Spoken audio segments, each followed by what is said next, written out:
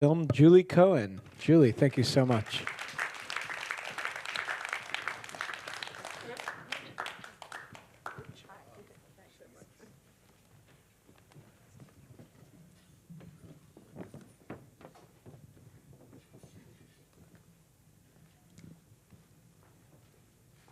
So, first of all, in the nicest way possible, that was painful to watch.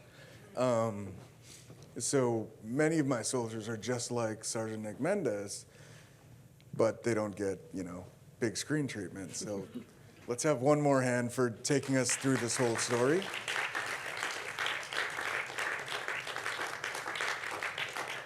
So can you tell me about how did you find Nick? Like, how did this all come about? Yeah, there's often a long and winding road in the making of a documentary. I actually started out making a film about the all-terrain wheelchair called the tank chair that you saw Nick using at his wedding. I was going to follow the maker of the chair and 3 different veterans who were getting them, but Nick was one of the early vets that we were introduced to. It was just before he and Wendy were about to get married, and we started following them and doing a little filming, and it turned out that there was so much going on in their lives that didn't have anything to do with that tank chair. He was such an amazing and open guy, and everything that was happening with him and Wendy and her as a character seemed, their story seemed to say so much that we just decided to keep following them and just tell their story. I mean, people have made stories about films about the veterans of the wars in Iraq and Afghanistan, but this is a story, as you well know, affecting major swath of our population, even as the wars hopefully continue to wind down, and it's kind of a story that I feel like can be told a number of times from a number of ways and different perspectives. Cool. So anyone who knows, not just injured veterans, but people who go through these life-changing injuries, they come out and they work through the issues with this kind of relentless, optimistic sense of humor, and I think that really comes through in what we just watched.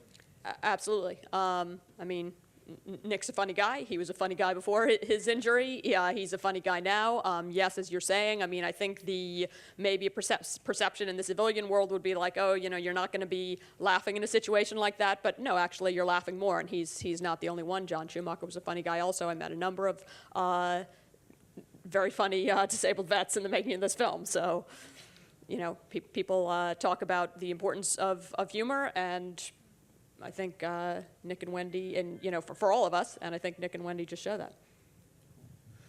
So one of the cool things I thought was the development of this, kind of unique relationship between Nick and Wendy, and you kind of got to see that a little bit because you were there from year one, right? We weren't actually there from, we had them sort of tell some of the story from early on. We had the lucky happenstance that the Orange County Register had been in the hospital taking some beautiful photographs of Nick in the early days. So we followed them really for 2 years. We got to know them a few months before they got married. And kind of we're hearing a little bit about after the fact about how the relationship had developed. It's a surprising one, but not a unique one. Nick is not the only injured soldier who's met and married a medical caregiver. There are some others as well. So that is kind of a great thing to hear you say, because like these caregivers are, they're I shouldn't use the word unique, but they're special people in their own right. Like, this is such a different lifestyle than some of us can understand. This is such a different relationship that some of us can understand. Like, you were in there for a little bit. Can you speak to that? Like, sure. I mean, we were following them for 2 years and made multiple trips to their home and hanging out. A lot of times it was just me and the camera, not a whole crew, just really hanging out with them for a few days at a time. Their life is amazing in a lot of ways and ordinary in other ways. The difference as Nick pointed out, they're together 24/7, or if Wendy's not around, then someone needs to come in to spell her because, as you saw, if Nick needs to scratch his face or if he needs a drink of water, he needs someone to help him out with that. So someone has to be around pretty much at all times. But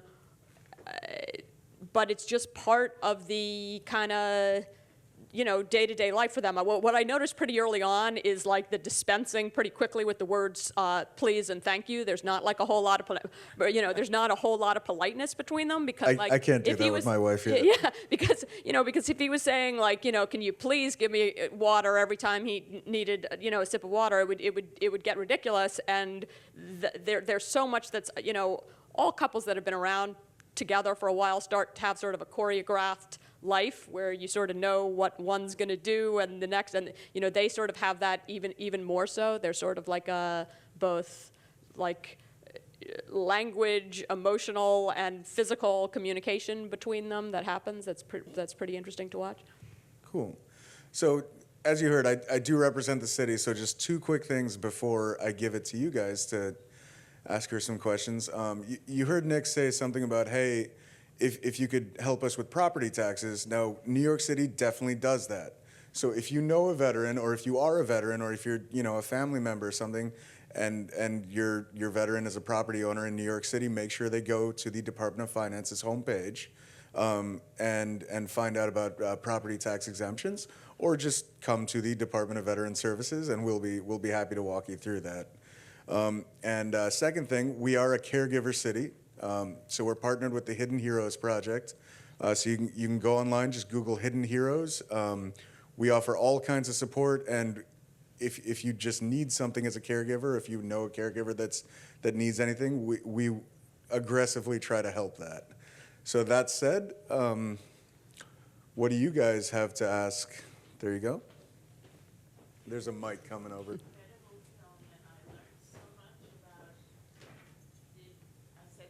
Incredible film. Is this on? Mm-hmm. And I learned so much about the experience and the thinking of someone who's been through this, of a veteran, and I thank you for that.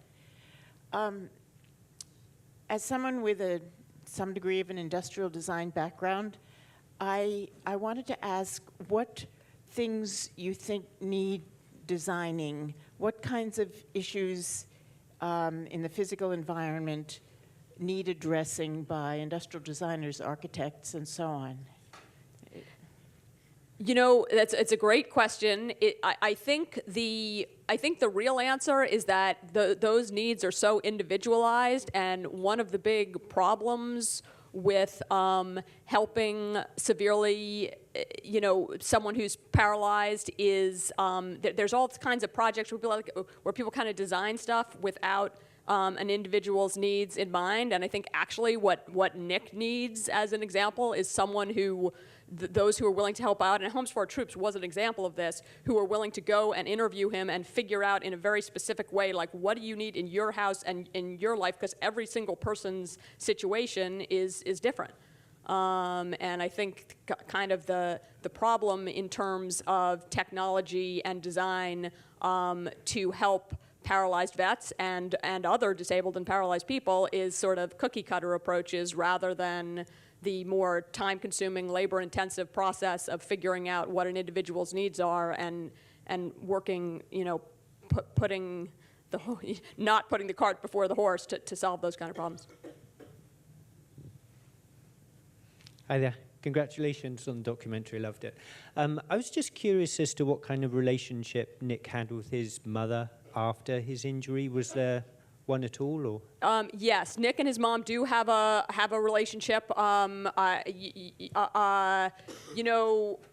I skirted over it in the film, not that Nick did in his interviews with me. He was an open, honest guy. That's how he is by nature. His mom and he had quite a troubled relationship growing up, involving some drug abuse on her part and all kinds of things. She's completely pulled herself together, and she still lives, though, in Missouri, and basically they're in touch. She never was around when we were filming. His dad lives about 15 minutes away from him, so he's around kind of all the time. You know, he and his mom are now friendly, I'd say. She came to his wedding, but you know, the real and she did show up in the hospital for a while when he was first injured, but it wasn't the same situation as you know, his dad, who really gave up his whole life to take care of him. His relationship growing up, as I think you got a sense there, was pretty troubled actually with both his parents. He had really, but he and his father, you know, very, very deeply and intensely reconnected as a result of his father's help after his injury. Hi, thanks. That was an amazing film. I really Thank you. can't get over it. I was just curious, what was the relationship you had with the military? Did they know you were doing this? Did you get the footage from them? Just interested in how that came. Yeah, it kind of no, the official military no.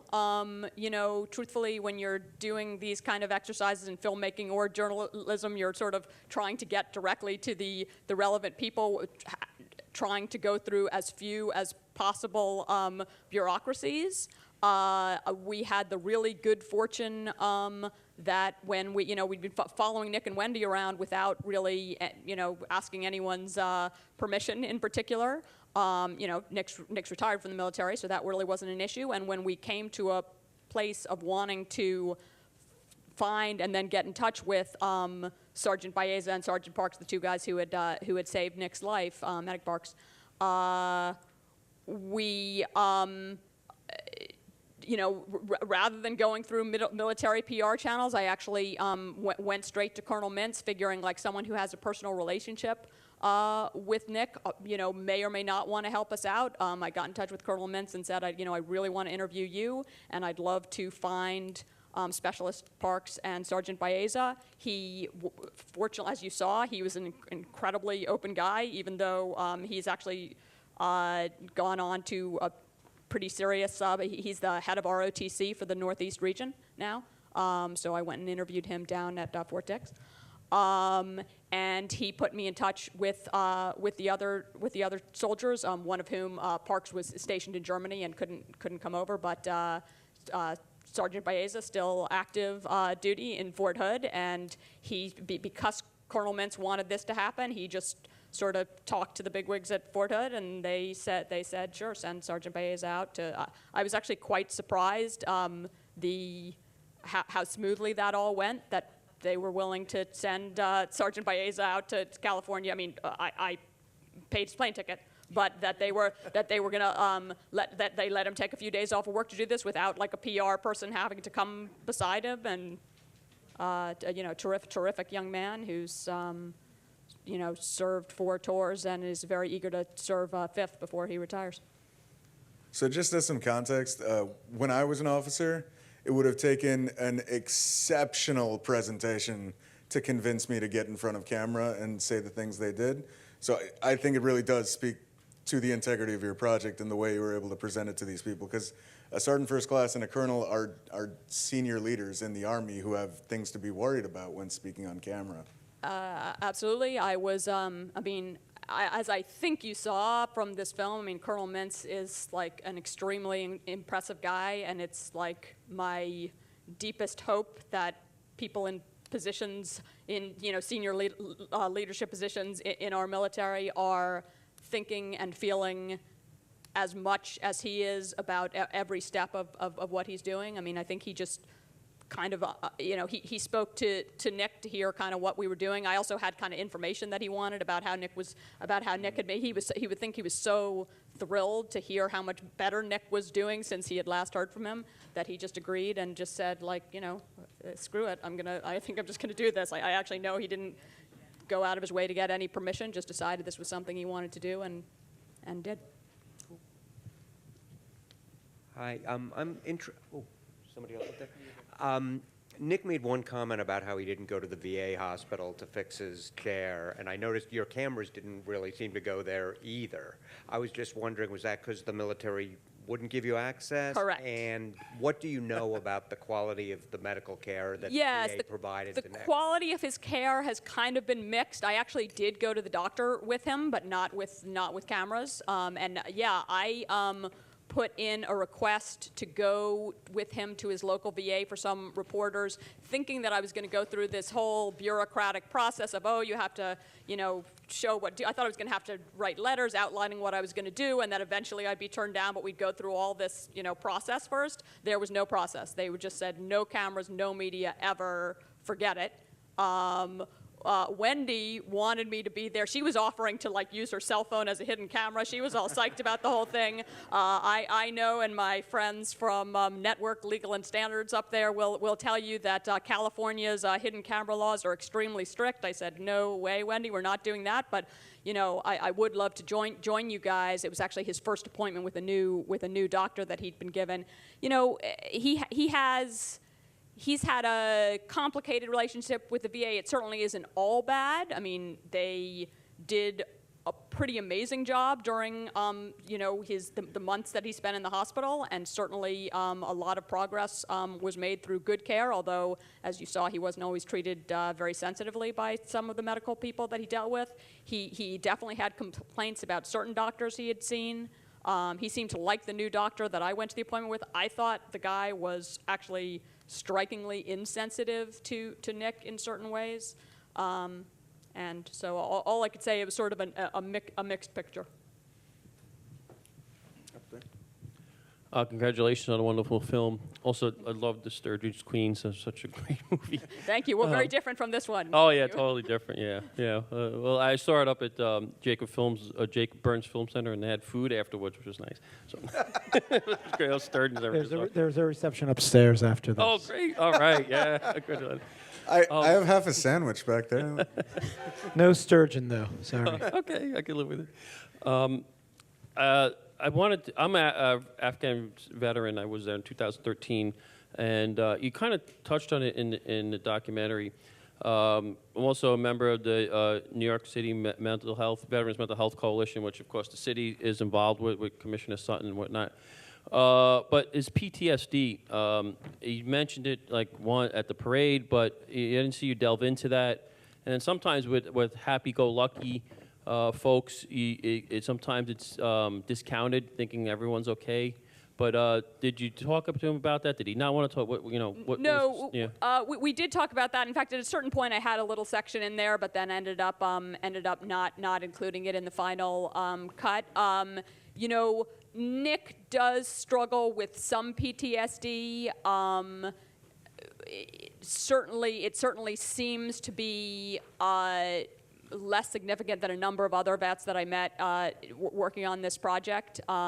His actual big problem is somebody coming up, anyone that's unexpected coming from behind, certain loud noises and certain, even family members know that you don't approach him from certain angles because it just, kind of wigs him out. But he says he never felt, that he never felt even vaguely suicidal and never felt deeply depressed after his injury. I'm not sure that's true. That's how he remembers it now. I believe he believes that. I think it's possible that there's some more difficult periods that he has that he may or may not remember based on just some things I've heard from other people who knew him in the early days after his injury. This was really fantastic. Thank you both so much. Thank you for a fantastic film, an amazing conversation. Where's the film going next? So the films, well, first of all, if you have friends in New York, Intrepid tomorrow at 2, please tell them that there's a screening coming up here. It's going all over the place. Actually, Nick and Wendy are going to be seeing it for the first time in Palm Springs in early April, and it's going to be at the GI Film Festival. We're showing it at West Point. About six other festivals it's in, about 25 more I've submitted to, so, we're doing the whole thing. A couple distributors have said they're interested, and the whole deal. Amazing. Thank you. Folks, something